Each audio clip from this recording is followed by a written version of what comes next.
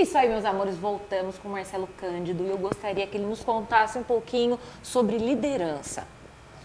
Legal, Camila. Liderança, eu creio que é um dos temas essenciais para todas as organizações. E a gente percebe que hoje, em qualquer política de empresa, de gestão de pessoas, o papel do líder ele é fundamental. Porque ele, ou o conjunto de líderes de uma organização, são os responsáveis, os guardiões da cultura da empresa, que são importantes na cultura da empresa. Eles são os guardiões dos valores, dos princípios. E normalmente, como a gente já disse aqui no primeiro bloco, as organizações brasileiras, a maioria delas são familiares. E às vezes essa essência que foi criada lá pelo fundador, ela vai se perdendo no meio do caminho. E por isso que é importante o líder ou o conjunto de líderes dessa empresa não deixar perder essa essência. O para que aquela empresa existe. Os líderes são esse porta-voz que vão relembrar, que vão trazer essa herança genética, Essa entre aspas. função social, digamos assim, da empresa. Sim. Que aí volta naquela pergunta que eu fiz no primeiro bloco, para quê? Porque a gente discutia até agora há pouco, né, Camila? Para que eu sou líder? Muitas pessoas, às vezes, chegam num cargo de liderança sem o mínimo de preparo possível.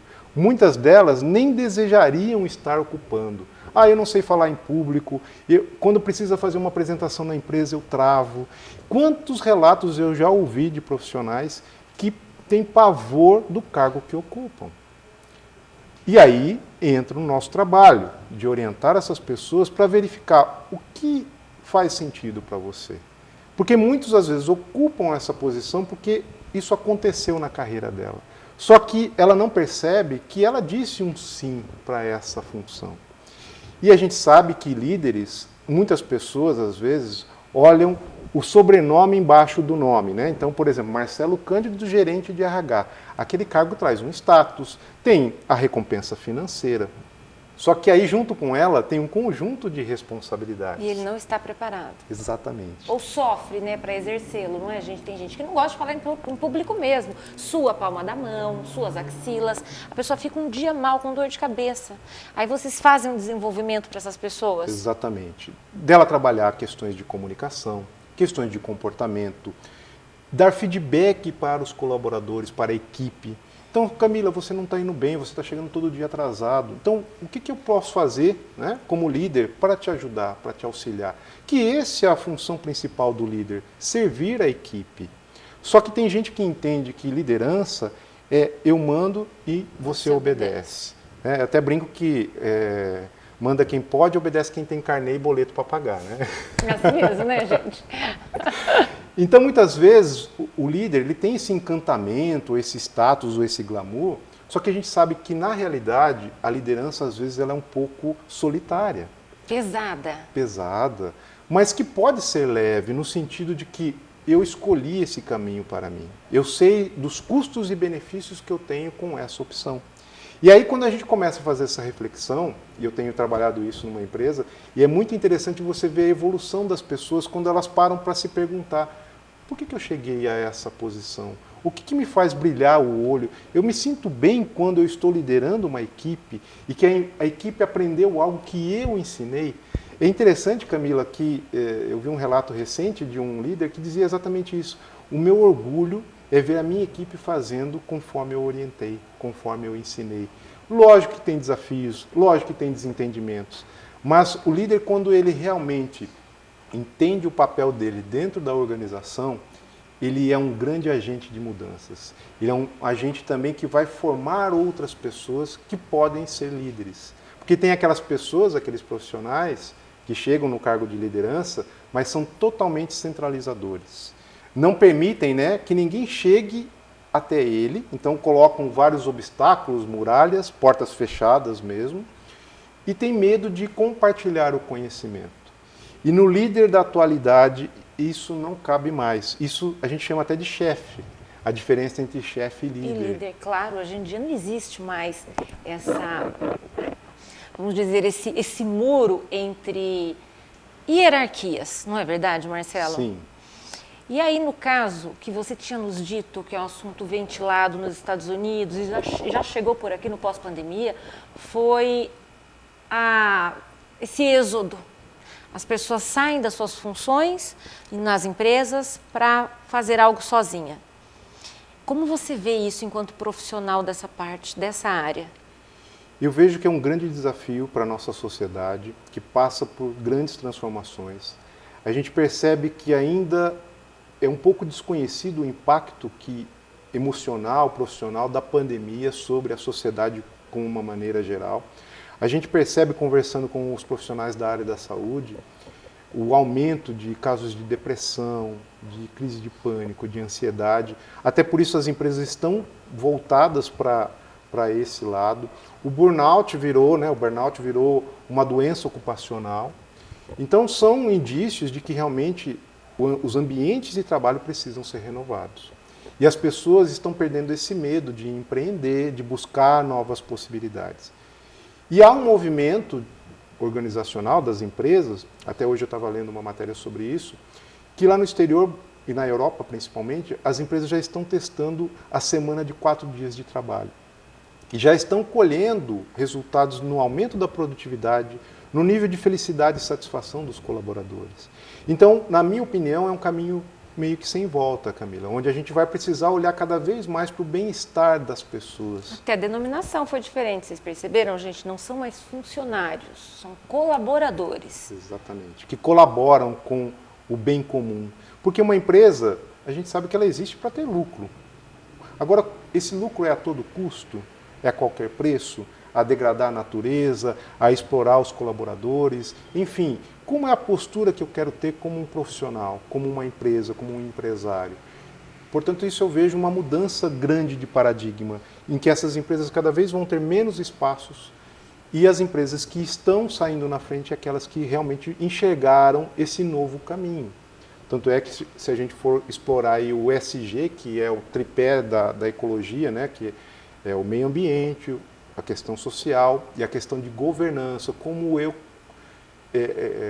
governo a empresa, como eu administro a empresa. Isso está sendo muito valorizado pelo mercado financeiro, pelas organizações, enfim. É um movimento que eu vejo que vai ao encontro desse bem-estar, de realmente tornar o mundo, as relações humanas melhores. É uma utopia? Eu reconheço que em alguns momentos sim, mas eu como um grande otimista, Camila, eu acredito que é um caminho sem volta, que muitas iniciativas estão sendo realizadas para que realmente esse bem-estar das pessoas seja colocado em pauta. E aí passa, como a gente dizia, da liderança, pelas lideranças que organizam as empresas, pois elas são os agentes de mudança, elas têm uma visão muito maior do todo, do que aquela pessoa que está lá na linha de produção ou está lá no escritório e não tem, às vezes, as informações estratégicas. A antiga está ficando obsoleta, digamos assim. Sim. E as gerações que estão vindo com muita informação. Hoje a informação está na palma da mão, né? Eu voltei da aula recentemente e a gente vê a mudança do aluno de 30 anos atrás e do aluno atualmente. E você pega esses alunos que vão para o mercado de trabalho. Então é um outro tipo de profissional, um outro tipo de perfil que muitas organizações não estão sabendo como lidar. E muitos deles estão chegando precocemente a cargos de gestão, a cargos de liderança. E aí, como é formar essas pessoas? Aí é que entra o meu trabalho, né, de orientar esses profissionais, de fazer essas reflexões, de que caminho você quer seguir para a sua vida. Ou seja, esse para quê? Para que eu estou onde eu estou? Né? Em que sentido eu estou trabalhando hoje? Eu vou servir alguém? Eu vou realmente só ter a recompensa financeira? E ok, a resposta é para cada um. Não existe uma resposta certa, uma única resposta. Por isso é que eu sempre respeito a opinião de cada profissional e cada pessoa. Se você optou por ter uma visão mais egocêntrica, centrada em você mesmo, ok, é a sua escolha. Tem custos e benefícios. Claro que sim. No caso, o Marcelo, ele faz um trabalho amplo, vocês perceberam. Tanto energizar os antigos padrões, digamos assim, de uma empresa que já está complicada, né, Marcelo? Sim. Quanto formar novos líderes dessa geração nova, que de repente não sabe liderar, tem paura de tal, mas veio para fazer isso, não é verdade? Exatamente, Camila. O autoconhecimento, Marcelo, que a gente ia comentar para finalizar o nosso bloco, digamos que eu tenho alguns minutos a mais, né, Caco? Muito bem. O autoconhecimento eu vejo que é a chave para o bem-estar. Logicamente, não é possível a gente se conhecer 100%. Mas a partir do momento que eu sei como eu reajo diante de determinadas situações, eu vou agir de uma maneira diferente ou de uma maneira melhor. Então, se eu sei que eu tenho raiva, né, e naquele momento que eu explodir, eu vou fazer besteira, se eu conseguir fazer uma respiração, ir ao banheiro, deixar de responder o e-mail naquele momento, respirar, trazer a consciência do que está acontecendo é muito melhor. E esse processo de autoconhecimento, aliás, é uma das palavras mais buscadas hoje no Google e nos mecanismos de busca, justamente é essa coragem de olhar para dentro. Tagore dizia, Marcelo, que é preciso buscar as nossas mazelas dentro de nós mesmos, mas a gente o faz com um balde muito pequeno. Sim, Camila. E muitas vezes a gente temos as nossas luzes e as nossas sombras. E o processo de autoconhecimento, seja ele para o lado pessoal, de relacionamentos, seja para o lado profissional, porque se eu sou muito imaturo no ambiente de trabalho, eu não vou ter sucesso, eu vou pular de trabalho em trabalho, não que isso seja errado, mas eu não vou me encontrar. Então, quando eu reconheço que eu preciso olhar as minhas mazelas, as minhas sombras, esse é um processo que às vezes é muito dolorido e exige coragem. Eu sempre digo quando eu recebo um cliente que a pessoa é corajosa, porque ela resolveu mexer na ferida. E muitas vezes essas feridas sangram, essas feridas trazem lembranças que não são agradáveis. E também não vai ficar ali remoendo, como muitos profissionais e pessoas fazem, amarrados num sentimento de culpa e que não se perdoam. Não se permitem. Vitimismo também tem isso, né? Você fica no vórtice da tristeza, da culpa, a aversão de si mesma, o próximo. A gente gosta de sofrer o açoite da meia-culpa no lombo a miúde, não é verdade? Porque é mais prazeroso, Camila. Tem uma frase que eu gosto muito que diz assim: quem reclama não age. Quem reclama procura aliados e não soluções. Então, se eu começar a reclamar aqui, você fala, nossa, coitadinho Marcelo, que coisa, né? Que tristeza. A gente vai começar aqui a se conectar e às vezes até fazer uma competição de quem tem mais desgraça para falar. Desgraça. Né? Minha dor é muito maior, o tanto de remédio que eu tomo é muito maior que o seu. Não é? Eu acho não, na minha casa eu pratico isso muito. Quando alguém me fala uma coisa, eu falo, esse é o problema. Qual é a solução? Não é? Porque ficar no vórtice de um problema, a gente só patina e não traz luz. Não é assim? Exatamente. E aí a gente vira esse círculo negativo, vamos colocar assim, de reclamação, que é agradável num primeiro momento, só que não tem ação prática. O que você vai fazer para resolver aquela situação? E aí dentro da visão sistêmica a gente trabalha isso com as pessoas, para que ela saia desse lugar que de certa maneira é confortável ser uma vítima, para ela ser protagonista, para ela realmente tomar a vida nas mãos e falar o que eu quero para mim. Na minha vida pessoal, na minha vida profissional, nos meus relacionamentos. E aí é fundamental esse processo de autoconhecimento. Muito bem.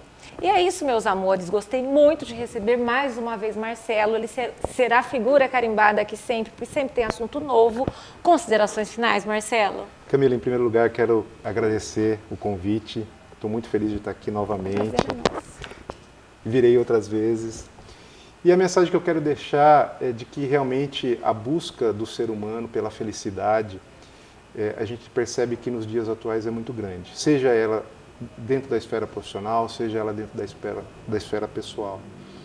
Portanto, se você realmente deseja uma mudança de vida, que você seja o autor dela, no sentido de assumir a sua responsabilidade para mudar aquilo que você não está satisfeito, aquilo que não te deixa feliz, aquilo que não te brilha os teus olhos. E tem um poema muito bacana que eu queria encerrar, que diz assim, né? Que o nosso medo mais profundo não é o de sermos inadequados. O nosso medo mais profundo é de brilharmos além do limite. É a nossa luz e não a nossa sombra o que mais nos assusta. Nós nos perguntamos, quem sou eu para ser brilhante, talentoso, interessante e fabuloso? Na verdade, quem é você para não ser? Muito bem, gente. Palmas aí do outro lado da telinha. Marcelo, foi um prazer enorme. Depois você me passa, quero escrever isso, tá, gente? Vamos colocar aqui na caixa de descrições no YouTube. Muito obrigada. Eu que agradeço, Camila. Volte sempre. Voltaremos. Muito obrigada, meus amores, e até o próximo programa. Tchau. Valeu, pessoal.